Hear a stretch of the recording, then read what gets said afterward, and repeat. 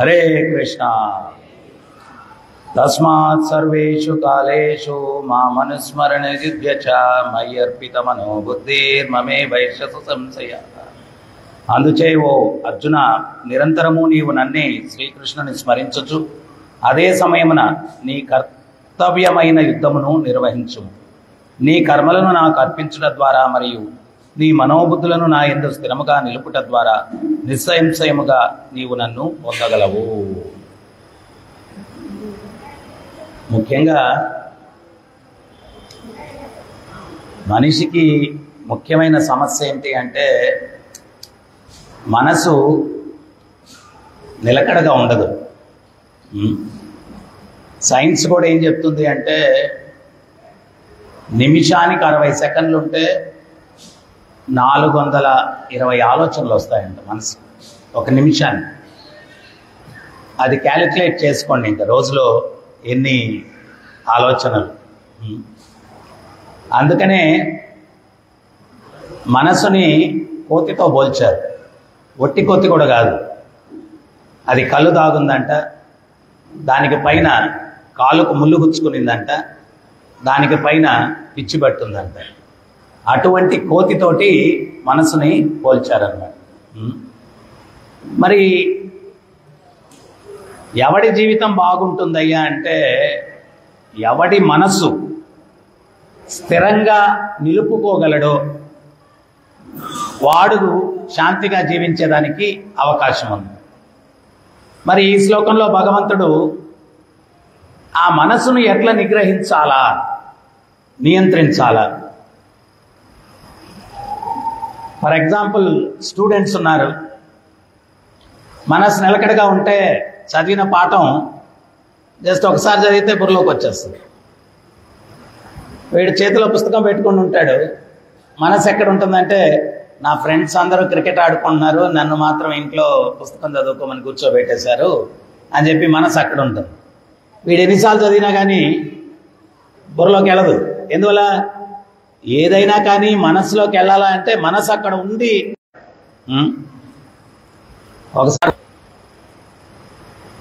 ఒకరోజు టీచర్ స్ట్రిక్ట్గా చెప్పాడంట. ఏమని అంటే, రే ఈ పాఠంగా నువ్వు నాకు అప్పచెప్పకపోతే నీ చేత 500 గుంజీలు పెట్టిస్తాను నేను అన్నాడంట. సిటప్స్, గుంజీళ్ళు అంటే. ఈ పిల్లోడు చిన్నప్పుడు, భక్తుడు కాకముందు చిన్నప్పుడు పుస్తకం తీసుకొని కూర్చున్నాడంట. అది మనసులో పెట్టుకోవాలా పాఠం అని చెప్పి ఎంతసేపు చదివినా బుర్రలోకి వెళ్ళట్లేదు. పుస్తకం మడత పెట్టి అక్కడ పెట్టేసి గుంజీళ్ళు ప్రాక్టీస్ చేశాడంట. అటు గుంజీళ్ళు ప్రాక్టీస్ చేసి వారం రోజుల తర్వాత టీచర్ ఎరా పాఠం చెప్తావా అంటే, సార్ గుంజీలు పెడతాను సార్ అని. 450 పెట్టాడంట. కాళ్ళు వణకుతా ఉన్నాయంట, పడిపోయేటట్టున్నాడు.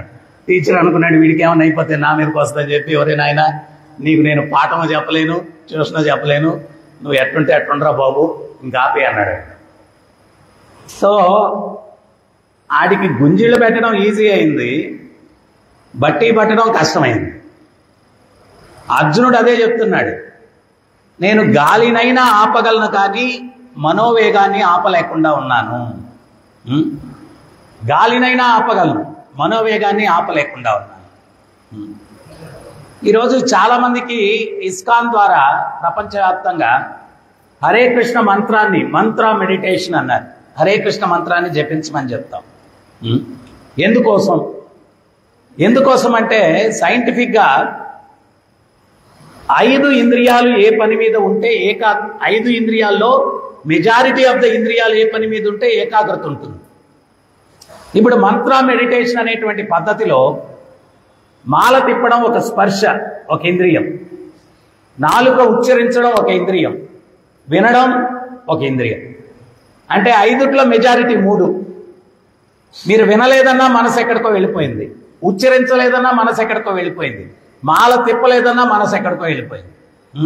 అంటే 3 రకాలుగా మనసును నియంత్రించడానికి అదొక సైంటిఫిక్ పద్ధతి ఆచార్యులు నిర్ణయించారు.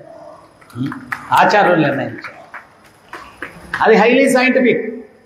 ప్రభుపాదుల వారు పాశ్చాత్య దేశాల్లో ప్రచారం చేసేటప్పుడు ఎంతోమంది సైంటిస్టులు ఈ జపా మెడిటేషన్ మీద వాళ్ళ యొక్క ఒపీనియన్స్ రాశారు. అదొక పుస్తకం ఉందన్నమాట. అదొక పుస్తకం ఉంది.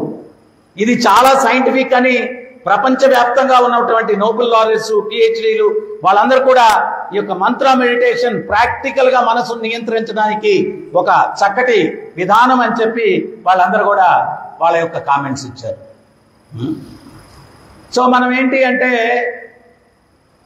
ఒకరోజు తిరుపతిలో నేను ఇట్లాగే ఉపన్యాసం చెప్తే ఒక ఆయన వచ్చాడు. గురుగారు మీరేం సాధన చేస్తారన్నాడు. హరే కృష్ణ మంత్రం జపం చేస్తాం. ఓ సంతేనా, నేను కూడా చేయొచ్చా అన్నాడు. ఎవరన్నా చేయొచ్చాయా అన్నాడు. ఆయన మాల తీసుకున్నాడు. ఇటు చూపించి వెళ్ళిపోయాడు. నాకు మరుసటి రోజు వచ్చాడు. వచ్చి గురుగారు 16 మాలలు చేస్తా అన్నాడు. నేను అన్నాను, 16 మాలలు తిప్పావు, కానీ మాల చేసేటప్పుడు ఎన్నిసార్లు విన్నావు అన్నాను.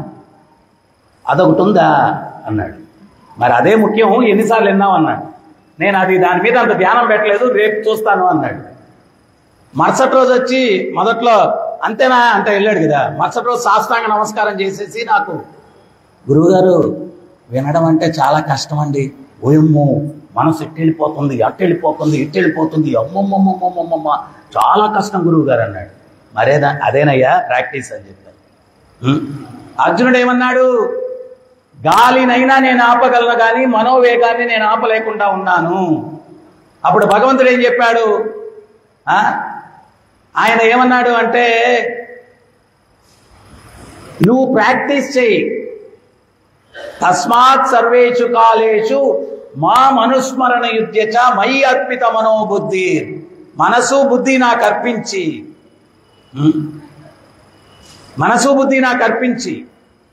సో మనం నామం చేసేటప్పుడు శ్రద్ధగా విని ఆ మనస్సుని మనం నియంత్రించాల. అది అటు ఇటు వెళ్తుంది ప్రారంభంలో, వెళ్ళినప్పుడు దాన్ని తీసుకొచ్చి వినిపించాల. అప్పుడు ఏమవుతుంది అంటే అది తపస్య అవుతుంది, దానికి అలవాటు అవుతుంది. ఏ పని చేసేటప్పుడు దాని మీదే కాన్సన్ట్రేషన్ ఉండేటట్టుగా. ఇప్పుడు మనసు నిలకడగా ఉందనుకోండి, గంటలో చేసే పని అరగంటలో చేసేయచ్చు. ఇప్పుడు మనకు కూడా పెద్దోళ్ళు ఏదైనా పని చెప్తారు, మనం చేస్తూనే ఉంటాం. నీ మనసు ఎక్కడో ఉందిరా, అందుకని అది కావట్లేదు అంటారు. ఒక ఉద్యోగస్తుడికైనా, ఒక విద్యార్థికైనా, ఒక వ్యాపారికైనా ఆడి మనసు నిగ్రహించుకొని ఏకాగ్రతతో ఉన్నప్పుడు వాడి చేసేటువంటి పనిలో ఫలితాన్ని సాధించగలడు. ఇక్కడ భగవంతుడు ఏం చెప్తున్నాడు, మనం మామూలుగా ఉంటేనే మనసు నిలకడగా ఉండదు. ఇక్కడ భగవంతుడు ఏం చెప్తున్నాడంటే, నువ్వు యుద్ధం చేస్తా మనసు నా మీద పెట్టమంటున్నాడు. నువ్వు యుద్ధం చేస్తా మనసు నా మీద పెట్టు అంటున్నాడు. అంటే అది అలవర్చుకున్న రోజు, మనము ఎప్పుడు ఆ భగవంతుని మీద ధ్యానాన్ని మనం అలవర్చుకున్న రోజు మన జీవితంలో విజయాన్ని సాధించగలం. అసలు మన యొక్క విద్యా విధానం చాలా సైంటిఫిక్ అండి. జీవితంలో కూడా వర్ణాశ్రమ ధర్మం అన్నారు. 4 వర్ణాలు, 4 ఆశ్రమాలు. ఆశ్రమాల గురించి చర్చిద్దాం. మొట్టమొదట ఆశ్రమాల్లో ఏంటి అంటే బ్రహ్మచర్యం జీవితంలో 25 సంవత్సరాల వరకు బ్రహ్మచర్య అంటే ఆ పరబ్రహ్మాన్ని సంతృప్తి పరచడానికి వ్రతము పూనినటువంటి వాడు బ్రహ్మచారి. ఆ బ్రహ్మచర్య సమయంలో ఇంద్రియాలను ఎట్లా నిగ్రహించుకోవాలా, విద్య మీద ఎట్లా కాన్సన్ట్రేట్ చేయాలా, ఇవన్నీ ఉంటాయి ప్రాక్టీస్. అప్పుడేంటి అంటే అమ్మా నాన్న ఇవన్నీ లేదు, గురువు గారికి దగ్గరికి వెళ్ళిపోయి గురుకులంలో జాయిన్ అయ్యి ఇంకా వేరే ఆలోచన లేకుండా విద్య పూర్తి అయ్యేంత వరకు కూడా గురువు దగ్గర నువ్వు ట్రైనింగ్. ఇప్పుడు మనం చిన్నప్పుడు వాడు తల్లి పిల్లవాడికి భోజనం ఎట్లా పెడతా తెలుసా? ఇప్పుడు సెల్ ఫోన్ చేతికిచ్చి వాడికి భోజనం పెడుతుంది. సెల్ ఫోన్ ఎట్టిచ్చేసి చూసుకోరా అని చెప్పి భోజనం పెడుతుంది. సో వాడికి చిన్నప్పటి నుంచే ప్రాక్టీస్. అమెరికాలో ఒకటి జరిగింది. ఒక పిల్లవాడు కరెక్ట్గా సాయంత్రం ఏదో టైం అయితే ఆ టైంలో ఏడ్చేవాడంట. ఈ తల్లికి తండ్రికి అర్థం కాలేదు. కరెక్ట్గా ఆ టయానికే రోజు ఏడ్చేవాడు. వాళ్ళు డాక్టర్ దగ్గరికి తీసుకెళ్లారు. తీసుకెళ్తే డాక్టరు సైకాట్రిస్ట్ దగ్గరికి తీసుకెళ్తే అది ఇది ఇది చర్చించి అప్పుడు తల్లిని అడిగాడంట, ఏమ్మా మీ పిల్లవాడు గర్భంలో ఉన్నప్పుడు నువ్వు ఈ టైంలో ఏం చేసేదానివి అని అడిగాడు. అడిగితే ఆమె చెప్పింది, ఈ టైంలో రెగ్యులర్గా నేను పిల్లోడు కడుపులో ఉన్నప్పుడు పలానా సీరియల్ చూసేదాన్ని అని చెప్పింది. అప్పుడు డాక్టర్ చెప్పాడు, ఆ టయానికి నువ్వు పిల్లోడిని పెట్టి సీరియల్ ఆన్ చేసే వాడు ఏడుపు మానేస్తాడు అన్నాడు. వాడు తల్లి గర్భంలోనే అడిక్ట్ అయిపోయాడు సీరియల్కి. బయటకు వచ్చిన తర్వాత ఆ విషయం మర్చిపోయింది వాడిని చూసుకోవడంలో, అందుకని ఏడుస్తున్నాడు వాడు. సో బ్రహ్మచర్యం పాటించేటప్పుడు ఏంటి అంటే మనసుని ఏకాగ్రతతోటి విద్య మీద వాడు ధ్యానం పెడితే, ఒకే విషయం చెప్తాను, చదువుకున్న పిల్లోడైనా చదువుకోని పిల్లోడైనా కోరికలు ఇద్దరికీ ఉంటాయి, అవునా కాదా? చదువుకున్న పిల్లవాడు వాడికి ఉద్యోగం వస్తుంది, ఉద్యోగం వస్తే డబ్బులు వస్తాయి, వాడి కోరికల్ని ఫుల్ఫిల్ చేసుకోగలడు, అవునా? చదువుకోని పిల్లవాడు వాడికి కోరికలు ఉంటాయి, కానీ వాటిని ఫుల్ఫిల్ చేసుకోవాలంటే డబ్బులు లేవు. ఏం చేయాలా? దొంగతనాలు చేయాలా, మోసాలు చేయాలా, బెట్టింగులు చేయాలా, ఇవన్నీ చేయాలి. దానివల్ల ఏమవుతుంది? ఆ జీవితం నాశనం అయిపోతుంది, అవునా కాదా? సో మరి అదే బ్రహ్మచర్యాన్ని, అంటే ఇవన్నీ ఎందుకు చెప్తున్నానంటే పిల్లలు ఇట్టుండాలా అంటే అదంతా ఓల్డెన్ డేసు, ఇప్పుడు న్యూ డేసు, ఇప్పుడంతా మోడర్న్ డేసు, అది ఇదని ఏదో చెప్తారు. కానీ దాని వెనకాల ఉన్న సైన్స్ అర్థం చేసుకుంటే మోడర్న్ డేస్ అయినా ఓల్డెన్ డేస్ అయినా మనిషి జీవిస్తేనే సుఖంగా జీవించగలడు. వాడు చదువుకునేటప్పుడు వేరే వ్యాపకాలు లేకుండా దాని మీద ఏకాగ్రత పెట్టి వాడు చదువుని ఒక డిగ్రీ సంపాదించి ఒక ఉద్యోగం సంపాదిస్తే వాడు జీవితంలో వాడు కోరుకున్న కోరికలన్నింటినీ కూడా ఫుల్ఫిల్ చేసుకునేదానికి పాకెట్ నిండుకు డబ్బులుంటే జీవితం సాఫీగా సాగుతుంది. అది లేకపోతే ఎట్లా? ఈరోజు ఇవన్నీ కూడా సైంటిఫిక్గా మన పూర్వీకులు బ్రహ్మచారి అనేవాడు ఇట్టుండాలా అని ఎందుకు చెప్పారు అనేది అర్థం చేసుకోకుండా ఇప్పుడు పిల్లకాయలు పిచ్చిగా జీవితాలు గడిపేసి తర్వాత ఒక ఉపాధి లేదు, ఒక ఉద్యోగం లేదు, ఆడి జీవితం దుర్భరం అవుతుంది.